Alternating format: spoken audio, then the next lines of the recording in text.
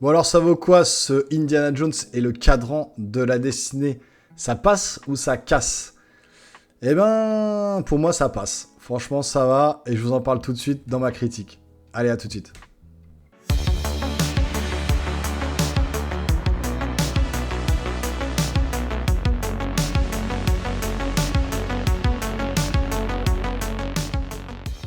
Bonjour les amis, bienvenue sur la chaîne. Je suis ravi de vous retrouver pour la critique de Indiana Jones et le cadran de la destinée. Ça faisait longtemps qu'on l'attendait, il était en production depuis très longtemps. Et donc il est enfin sorti avec Papy Harrison Ford, donc aux commandes de Indiana Jones. Franchement, ça fait plaisir de le revoir. Moi, c'est une saga que j'apprécie que j'apprécie particulièrement. C'est pas la saga de films que je préfère de tous les temps. Mais voilà, j'ai grandi avec ça, même si je suis né en 1981, les films datent de cette période-là, mais je les ai vus avec mon père, j'ai de très bons souvenirs, je les ai revus après adolescent, je les ai revus avec mes enfants maintenant qui adorent aussi Indiana Jones. Et donc voilà, moi c'est une série, une saga qui me touche particulièrement. Et donc j'avais hâte de voir celui-là, après les trois premiers qui étaient juste excellents, du Spielberg, voilà. Personne ne peut arriver à la cheville de Spielberg, hein, même pas James Mangold qui a fait du bon boulot, je trouve. Mais voilà, on n'est pas, tout le monde n'est pas Spielberg, tout le monde ne peut pas être Spielberg. Et voilà, ça se ressent un petit peu dans le film, mais on va en parler.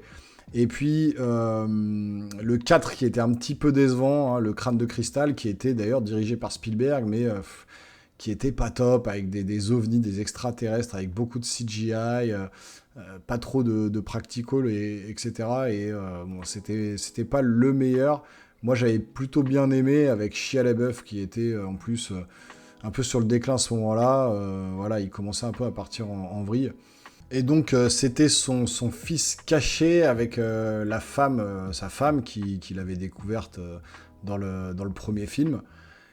Et donc, c'était pas le meilleur de la saga. Pour moi, j'ai un petit faible pour le numéro 3, Indiana Jones et la dernière croisade avec Sean Connery, avec le Graal, la quête du Graal, etc. Je pense que, franchement, pour moi, celui-là, c'est celui qui m'a le plus marqué et c'est vraiment celui que je préfère le plus. Et donc, James Mangold, que vaut justement cet Indiana Jones 5, hein, du coup, le cadran de la destinée? Eh ben, moi déjà, il faut savoir que James Mangold, c'est un réalisateur que voilà, je connaissais pas forcément. Enfin, j'ai pas vu beaucoup de ses films. Par contre, j'en ai vu un que j'ai adoré par-dessus tout, c'est Logan. Tellement bien monté, tellement bien mis en scène, avec vraiment un parti pris de faire mourir Logan, donc Wolverine, à la fin de son film. Et donc là, j'attendais de voir s'il y aurait eu un parti pris dans ce film Indiana Jones, du même acabit ou non. Alors, je vous spoilerai rien dans ce début de critique. Quand il y aura une partie spoiler, je vous avertirai, il y aura un bandeau spoiler, donc vous inquiétez pas. Là, on part sur la partie non spoiler. Et donc, voilà, je trouve que ce film est pas trop mal monté. Il y a beaucoup d'effets spéciaux, c'est vrai. Le film commence sur 1945 avec un Harrison Ford rajeuni, de-aging, deepfake, vous l'appellerez comme vous voulez, en sachant qu'il faut savoir que Disney a embauché le mec qui faisait des deepfakes sur Internet, qui était complètement dingue, où il mettait justement des Chris Pratt à la place de Harrison Ford dans Indiana Jones et tout. Ça a marché super bien. Et donc, ils l'ont engagé à la suite de tout ça, parce que même avec toute leur technologie qu'ils avaient, il y a un mec qui faisait mieux sur un ordi à domicile, et donc ils l'ont embauché.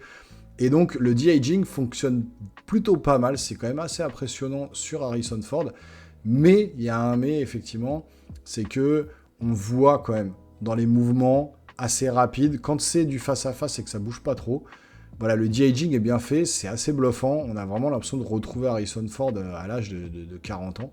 Par contre, dès qu'il y a du mouvement et tout, on voit encore que c'est un petit peu plastique, que c'est un petit peu faux, on voit un peu du mouvement, donc voilà, ça marche pas vraiment au top. Ça marche, c'est quand même assez balèze, mais c'est pas ouf non plus pour un puriste comme moi. Il y en a qui vont pas le voir, il y a des gens qui vont aller en mode cinéma tranquille, se poser, ils vont trouver ça cool. Moi, quand j'analyse le truc vraiment en détail, à chaque fois que je vais voir un film, ça m'a dérangé un peu à certains moments. Pas complètement, mais voilà, ça dure, le début dure une vingtaine de minutes, 20-25 minutes sur des courses-poursuites, du temps des nazis en 1945, avec justement Harrison Ford qui va trouver une partie de ce cadran de la destinée, hein, c'est le MacGuffin du film, hein, tout le monde va courir après ça. Et donc, ça va suivre tout le long du film d'ailleurs. Et donc, voilà, ça va commencer sur ces 20 premières minutes, et puis après, on va reprendre l'histoire originale avec, donc, du coup, Harrison Ford qui a 80 ans, qui a vieilli, etc., qui va rencontrer sa filleule, ça c'est dans le trailer, hein, je vous invente rien, et qui vont partir à la recherche, justement, de ce cadran de la destinée, qui a des pouvoirs assez spéciaux, et on en parlera plus en partie spoiler. Harrison Ford, je trouve, franchement, qui fait le taf pour son âge, c'est vraiment balèze. Il a quand même plus de 80 ans, le bonhomme. Il a été applaudi au Festival de Cannes, il a pleuré pour toute son œuvre, et je pense qu'il peut être fier de ce qu'il a fait. Ça reste une icône du cinéma, hein, entre Star Wars, entre Indiana Jones, et puis tous les bons films qu'il a fait. Voilà, il peut être fier de lui. Je pense que ça sera la dernière fois qu'on le verra dans un Indiana Jones, ça c'est sûr. Parce que de toute façon, il l'a dit qu'il ferait pas d'autres Indiana Jones.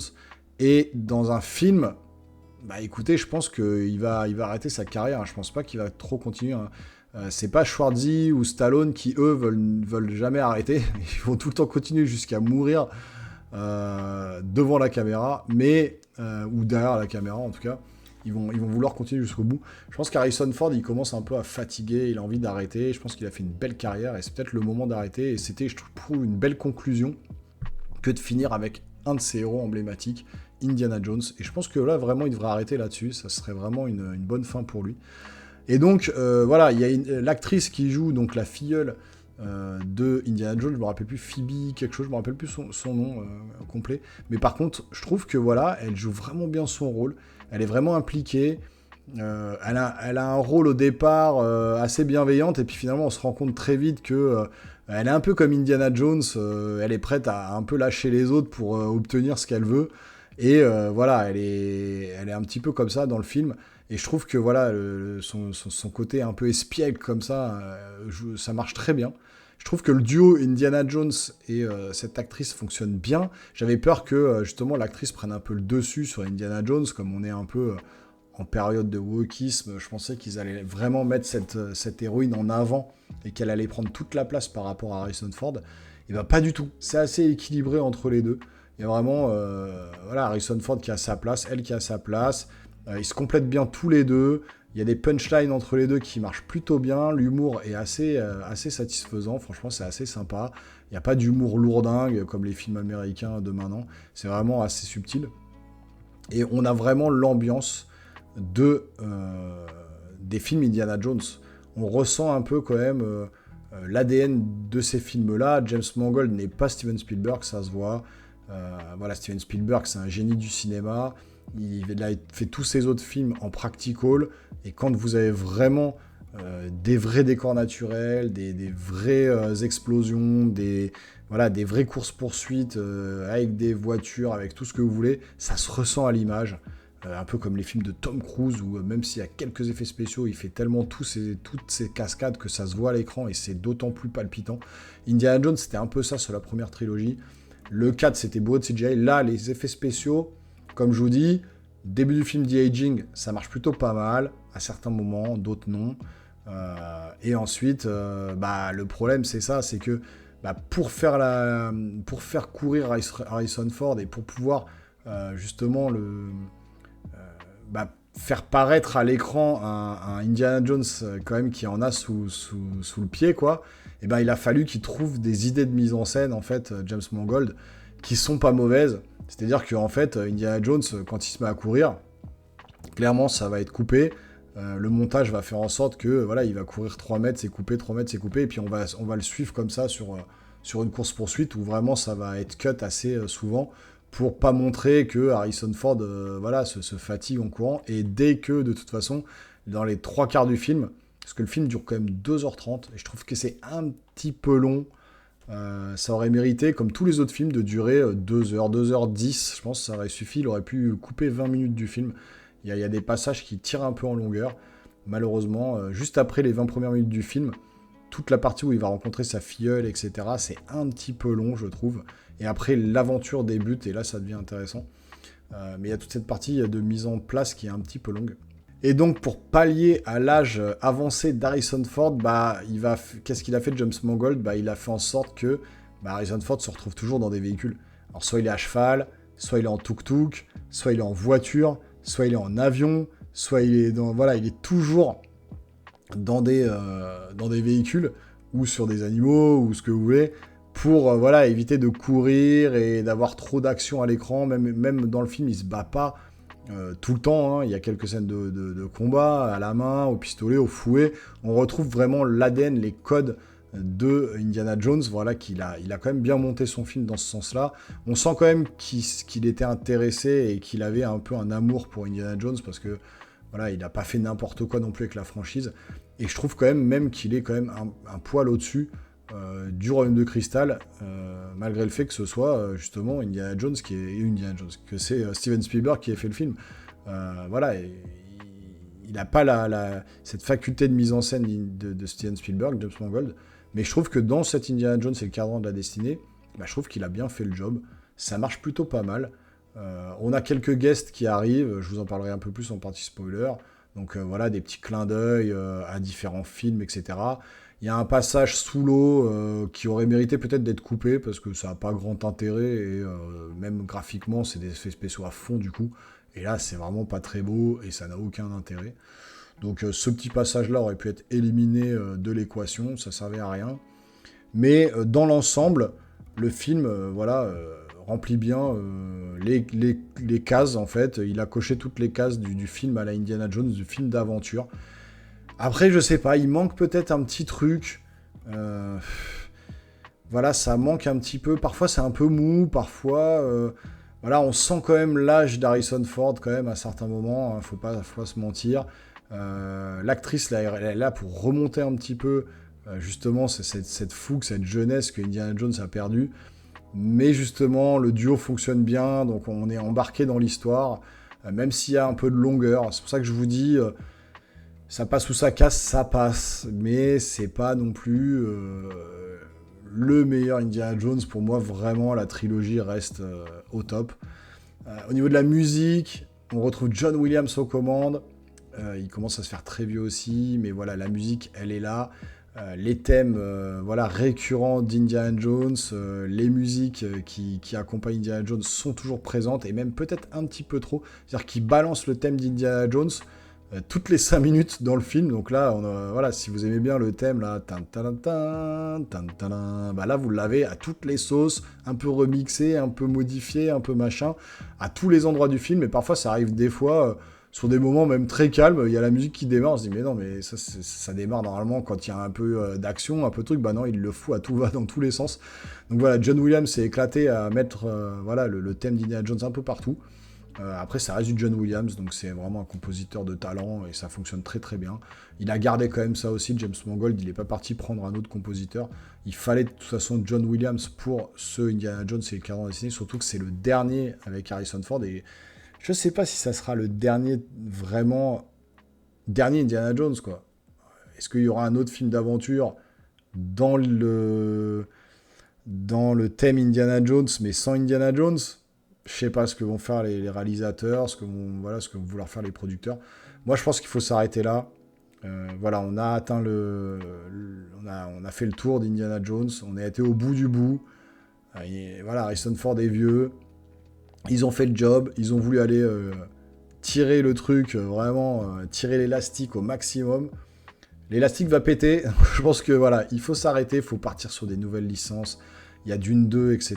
qui va arriver, même si c'est déjà un pseudo-remake des anciens films et d'un livre tiré d'un livre. Ça reste quand même des nouvelles licences qui sont vraiment magnifiques à l'écran.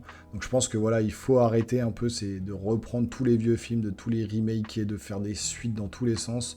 Je pense qu'il faut partir quand même sur des nouvelles bases. Dans les années 80-90, ils ont réussi à chaque fois à renouveler l'expérience des films. On a eu des films mais juste monumentaux, qui sont des légendes maintenant, qui sont des must-have. Donc vraiment, il faut que les réalisateurs et les producteurs repartent là-dessus.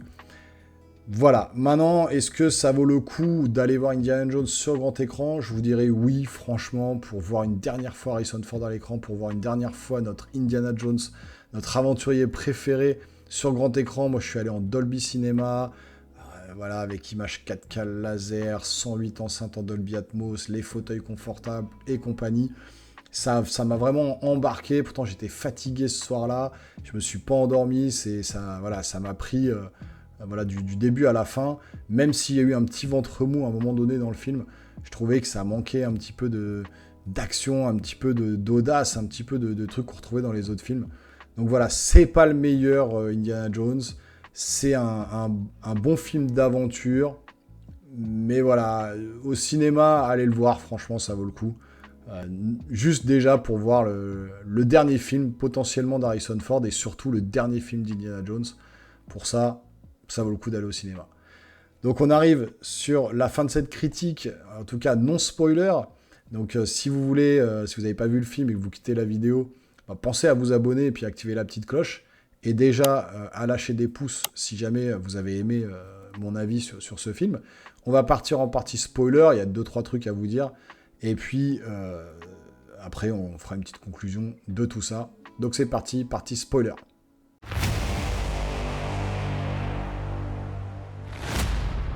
Donc voilà, si vous êtes encore là, je considère que vous avez vu le film ou que vous vous en foutez d'être spoilé. Donc voilà, si vous êtes encore parmi nous, bah bienvenue. Et pour ceux qui reviennent sur la vidéo, voilà, on va enchaîner sur la partie spoiler. Et donc déjà, moi ce que j'avais peur, c'est qu'il n'y ait aucune cohérence avec les anciens films. Et si, ce qui est bien, c'est ça. C'est notamment Indiana Jones parle déjà dès le début du film. Par rapport aux 4, parce qu'il avait un fils caché, Shia LaBeouf, là, qui était là. Et j'avais peur qu'ils aient fait un erase, en fait, qu'ils aient complètement effacé ce personnage. Et ben non, justement, il en parle à un moment donné, il dit, voilà, son fils est mort, du coup, à la guerre du Vietnam, je pense, voilà, il parle qu'il s'est enrôlé dans l'armée et qu'il est décédé, et qu'il n'arrive pas à s'en remettre, du coup, que ça a brisé son couple avec sa première femme, qu'il est en instance de divorce avec sa première femme. Et donc, voilà, c'est un homme abattu. Au début du film, il arrive en fin de carrière. Il fait des cours encore d'archéologie. Ses élèves en ont plus rien à faire. Ils ne l'écoutent même pas. Alors que c'est vrai que dans les premiers films, ou je crois que c'est dans la dernière croisade, où il y a une fille qui a les paupières qui se ferment et s'écrit I love you, etc. Donc elles sont toutes plus ou moins folles amoureuses de l'archéologue, du professeur Jones. Là, c'est pas le cas, il est vieillissant, les élèves n'ont plus envie de l'écouter, ils sont plus du tout intéressés par l'archéologie et les découvertes un petit peu datant de moins 200 avant Jésus-Christ, et notamment ce fameux cadran de la destinée d'Archimède, qui permettrait justement éventuellement des voyages dans le temps grâce à ce MacGuffin, cet objet que tout le monde va poursuivre dans le film. Et ils sont plus intéressés par voilà, les gens qui ont marché sur la Lune, la télévision, tout ça. On voit vraiment qu'on a passé un cap des années 50, 60. On rentre dans les années 70. Et donc, fin 60, début 70. Et donc voilà, les élèves sont plus trop intéressés. Et lui, pareil, il a plus trop envie de partir à l'aventure. Et c'est justement la rencontre avec sa filleule qui va tout relancer, parce que sa filleule va essayer de retrouver ce cadran de la destinée, puis va voler la première partie à Indiana Jones. C'est là qu'elle va un peu faire la fille un peu espiègle, elle va dire salut tonton, allez démerde-toi maintenant. Elle va récupérer la première partie, puis ce fameux cadran est en 2 parties, donc il faut qu'ils partent à la découverte de la deuxième partie. Sauf que pour trouver la deuxième partie, il faut qu'ils trouvent une tablette qui leur permet de leur donner la destination et l'endroit où se trouve la deuxième partie. Donc c'est toutes ces périodes-là, tous ces objets qui vont poursuivre en fait. Ils vont d'abord essayer de trouver la carte, ensuite avec la carte ils vont trouver la deuxième partie, avec des passages où on a des cartes avec des petits pointillés et les avions qui passent de pays en pays. On va aller au Maroc, on va aller en Sicile. Donc voilà, on voyage quand même, on est au début aux États-Unis, etc. Il y a des espèces d'anciens nazis qui vont être à la poursuite justement de Indiana Jones, et notamment Mads Mikkelsen qui joue le rôle au début de l'allemand dans les années 40, quand il y a le de-aging là, qui est assez bien deepfake aussi au niveau de Mads Mikkelsen. Et c'est Mads Mikkelsen qui a cette partie du cadran que Indiana Jones va lui voler dans les années 40, juste après-guerre. Et donc ce Mads Mikkelsen a une nostalgie du nazisme et de la période d'Hitler. Et lui, il veut à tout prix récupérer cet objet pour pouvoir remonter dans le temps, tuer Hitler et prendre la place de l'empereur, enfin du Führer, et devenir un peu tout puissant, gagner la guerre, etc. Puisqu'il aura vécu tout ça. Et donc lui, vraiment, son but, c'est ça, c'est de récupérer cet objet pour pouvoir remonter dans le temps et prendre la place du Führer à l'époque, d'Hitler et compagnie. Donc du coup, bah, ce qui va se passer, c'est que voilà, justement, Indiana Jones et sa filleule vont tout faire pour récupérer les objets avant ce nazi. Et puis, bah, il va y avoir des courses-poursuites entre l'un, entre l'autre. Courses-poursuites notamment en tuk-tuk au Maroc, qui est vraiment pas mal. C'est pas mal de practical. Il y a des effets spéciaux quand même, hein, faut pas se leurrer. Mais je trouve que voilà, c'est bien tourné, bien filmé. On voit pas trop de fond vert et ça marche plutôt pas mal. La course-poursuite est assez longue et assez bien mise en scène. Donc voilà, ça marche très très bien. Il y a la course-poursuite du début dans le train avec justement les nazis et Indiana Jones. Ensuite, il y a à la fin, vous avez une course-poursuite, enfin une course-poursuite. Vous avez justement une scène dans un avion où justement ils vont passer dans une faille, puisque le cadran permet d'ouvrir une faille dans le ciel et passer dans cette faille pour justement passer dans le temps, traverser le temps. Sauf que bah, ils vont se retrouver justement dans le fameux nazi va se tromper dans les coordonnées parce qu'il a oublié un truc important par rapport au développement du temps, etc. Bon, c'est assez complexe. Et ils vont se retrouver au moment d'Archimède, justement, à moins 200 avant Jésus-Christ, pendant la bataille entre les Romains et les Grecs. Et du coup, c'est là où ça prend toute une ampleur un petit peu ultra fantastique. Tous les autres films d'Indiana Jones, il y a toujours eu. Hein. Dans le Temple Maudit, avec le cœur arraché, l'autre qui possède un peu des démons, il bouffe des cervelles, etc. C'était très, très méta, très en mode voilà, exorcisme, possession, etc. Donc on était dans ce thème-là. Dans le thème de la dernière croisade, c'est le Saint Graal, avec un chevalier de la table ronde qui n'a pas vieilli, qui est immortel, avec le fait qu'il sauve son père d'une blessure mortelle en lui versant l'eau qu'il y a dans la coupe du Christ, tout ça, avec justement l'immortalité. Dans le premier, c'est ce fameux coffre justement qui rend immortel les gens aussi. Donc il y a toujours eu un côté fantastique dans les films d'Indiana Jones, mais c'était toujours... ça restait toujours plus ou moins assez discret ou sans rentrer trop dans le truc. Alors le dernier, finalement, le crâne de cristal, on était carrément parti avec des soucoupes volantes, donc là c'était un délire complet. Alors là, le délire est un petit peu moins prononcé, mais voilà, ils arrivent quand même, à la fin, à voyager dans le temps, quoi. Ils passent une faille temporelle et ils se retrouvent en moins 200 avant Jésus-Christ. Ça dure 10 minutes à la fin du film. Et voilà, ils passent ce temps-là, cette faille. Et puis surtout, ce qui est un peu bizarre, et c'est là que j'ai trouvé ça un peu nul, le parti pris justement de James Mangold, je vous en parlais. Je pensais vraiment que Indiana Jones allait mourir. Pour moi, c'était une fin parfaite, comme avec Logan dans Wolverine, enfin avec Wolverine dans le film Logan justement. Je pensais qu'il allait le faire mourir, et que la boucle était bouclée. Ça aurait été une fin géniale, je trouve. Franchement, j'aurais adoré qu'il fasse ça, et c'est pour ça que je suis aussi un peu déçu. C'est qu'en fait, non. Alors même Indiana Jones, à la fin, il se prend une balle dans l'épaule. Alors, il est censé saigner, mais il tient debout tout le long du film. Et il arrive devant Archimède, il lui parle, et donc il dit à sa filleule, bah, moi je veux rester là. J'ai plus envie de rentrer, j'ai plus ma femme, j'ai plus mon fils, ma femme divorce, mon fils est mort. Je veux rester avec Archimède. Et en fait, ça a ni queue ni tête, quoi. Pourquoi Indiana Jones veut rester en moins 200, en pleine guerre en plus? Qu'est-ce qu'il va apporter de plus? Pourquoi il veut vivre là? Enfin, là, ça a pas de sens. Je veux dire, ça a pas de sens. Il aurait mieux fait de dire, je veux mourir là, à la limite, voilà, ou je veux ou qu'il meure ici et qu'il l'enterre à côté d'Archimède, un grand aventurier, à côté d'un grand chercheur. Ça aurait pu marcher, mais là, non. Alors, en fait... sa fille lui met un gros coup de poing, lui dit non, et puis ils le mettent dans l'avion, et puis ils repassent dans le truc temporel, dans la faille, et ils rentrent dans leur temps. Et puis, voilà, la fin, le happy end, c'est que Indiana Jones se retrouve dans son appartement. Sa filleule a fait en sorte d'appeler son ex-femme. Donc là, on a le clin d'œil avec donc Marion Ravenwood, donc la première actrice, sa femme, hein, qui est devenue sa femme dans les films Indiana Jones.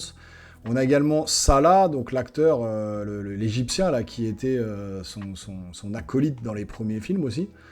Donc il est là. On a Antonio Banderas, qui est apparemment un ami qu'il aurait rencontré, un plongeur et un navigateur, qui va l'aider justement à plonger sous l'eau pour aller récupérer la carte qui permet d'aller justement trouver la deuxième partie du cadran de la Disney, avec un espèce de clin d'œil, je vous ai dit, dans l'eau à ce moment-là, où ça n'a pas trop d'intérêt, il y a des murènes.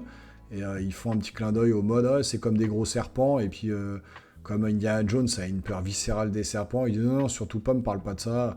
Donc voilà, il y a le petit clin d'œil sur les serpents, il y a le petit clin d'œil sur tout ça, on revoit justement ça là, voilà, qui rappelle le clin d'œil des premiers films, sa femme à la fin qui arrive, bah, qui rappelle aussi les premiers films. Donc voilà, son fils est mort, donc on parle plus de Shia LaBeouf, du coup, il est plus là. Donc ça, c'est plutôt bien amené aussi, c'est quand même expliqué. Et puis bah du coup, il va se rabibocher avec sa femme, ils vont s'embrasser. Voilà, lui, c'est happy end pour lui. Sa filleule est la nouvelle, on va dire, exploratrice et aventurière de la saga Indiana Jones, ce qu'ils vont la réutiliser, parce que c'est quand même une bonne actrice. Est-ce qu'ils vont la réutiliser dans une nouvelle saga d'aventure sous le thème un peu Indiana Jones? Bah, je sais pas ce qu'ils vont en faire. Mais voilà, et puis le film se termine, je trouve ça un peu bizarre. C'est-à-dire que le film se termine sur le chapeau d'Indiana Jones qui est accroché sur une corde à linge à l'extérieur, sur le balcon. L'image se resserre comme ça pour former un cercle sur le chapeau. Et puis là, on voit une main qui passe d'Indiana Jones qui arrache le chapeau comme s'il repartait à l'aventure. Voilà, Indiana Jones a dit, enfin Harrison Ford a dit que c'était son dernier film Indiana Jones, donc je vois pas pourquoi ils essayeraient en faisant ça de nous teaser une suite de films Indiana Jones en mode je reprends mon chapeau, je repars à l'aventure. Pour moi justement, il aurait dû reprendre son chapeau. La meilleure fin, c'est ça, c'est de prendre son chapeau, son fouet, le ranger dans une malle, le mettre au fond de son placard et dire l'aventure c'est fini pour moi. Soit ça, soit de le faire mourir. Pour moi, il aurait dû mourir. Ça aurait été vraiment une fin beaucoup plus marquante et il aurait vraiment eu un parti pris là-dessus. Ça aurait été vraiment énorme. Comme avec Logan, on s'attend pas du tout à ce que Wolverine meure. Et franchement, c'était excellent ce film. Logan était juste énorme. Et donc, il aurait dû faire pareil là, je pense. Il aurait dû faire mourir Harrison Ford. Moi, je m'attendais vraiment à ça. Je pensais vraiment qu'il allait le faire mourir dans son film. Et ben non, pas du tout. Donc, voilà, on sait pas trop pourquoi il y a cette fin où il reprend son chapeau. Voilà. Comme je vous dis, hein, le film voilà, est un bon film. Du coup, il y a beaucoup de clins d'œil. On reste dans l'ADN d'Indiana Jones. La musique est sympa. Le clin d'œil des acteurs passe plutôt bien. Mads Mikkelsen joue vraiment un héros, un méchant, je veux dire, assez emblématique quand même. Je trouve qu'il fait bien le méchant un peu sadique, le nazi qui veut retrouver un peu la gloire d'antan, hein, où ils ont perdu la guerre, etc. Il veut retrouver justement cette victoire, il veut gagner la guerre, il veut à tout prix faire ça. Le voyage dans le temps, où il retourne dans le passé, c'est un petit peu tiré par les cheveux, mais franchement, ça passe mieux que les extraterrestres, en tout cas. Donc voilà, c'est un film, ça passe. Voilà, c'est un film sympatoche, sympathique, ça fait le job, ça fait les clins d'œil, ça rappelle un peu l'ambiance d'Indiana Jones. On n'est pas quand même dans le style de Steven Spielberg, on s'en approche, mais on touche du doigt le truc, mais c'est tout. Mais en tout cas, ça reste un bon film. Les critiques qui le déglinguent, je trouve que c'est pas vraiment justifié. Ça reste quand même un bon film. En plus, si vous allez le voir en famille aussi, pareil, hein, ça peut être vraiment sympa. Et puis, voilà, on reste dans l'ADN du film d'aventure, du film Indiana Jones, et c'est ça qu'on veut. On voulait voir Papy Harrison Ford à l'écran une dernière fois. C'est chose faite, la boucle est bouclée, on passe à autre chose. Et puis bah, on espère que voilà, on trouvera à l'avenir des films aussi bons que ceux qu'on a eu dans les années 80-90, parce que pour moi cette période-là, ça reste la meilleure période du cinéma ever, quoi. Vous me direz justement en commentaire, vous, quelle est votre période préférée du cinéma? Est-ce que vous avez aimé cet Indiana Jones et le Cadran de la Destinée si vous êtes allé le voir au cinéma? On en parle dans les commentaires. N'hésitez pas à vous abonner, activer la petite cloche pour ne rien manquer des futures vidéos à venir. Il y en a beaucoup dans le catalogue, allez jeter un œil, ça peut toujours vous faire plaisir, il y a quand même pas mal de choses à voir. Lâchez des gros pouces en l'air, c'est vraiment important pour aider la chaîne, je compte sur vous les geeks. On se voit très rapidement pour une nouvelle vidéo, portez-vous bien, ciao ciao.